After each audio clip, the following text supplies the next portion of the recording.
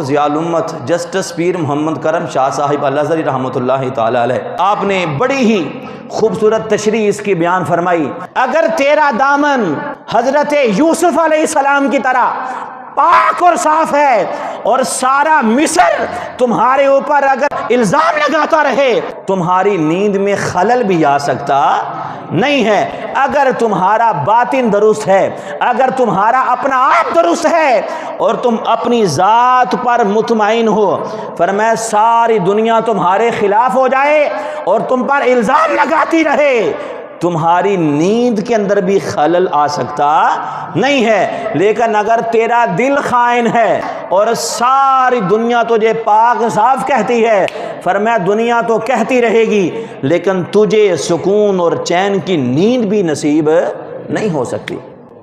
حضور کی بارگاہ میں ایک شخص آیا، آ کر فتویٰ طلب کرتا ہے، حضور اس کے دل کی کیفیت کو جان جاتے ہیں۔ حضور نے فرمایا استفتی قلبک وان افتاک المفتون، فرمایا اے بندے اپنے دل سے فتویٰ مانگ، سب سے بڑا مفتی انسان کا اپنا دل ہے۔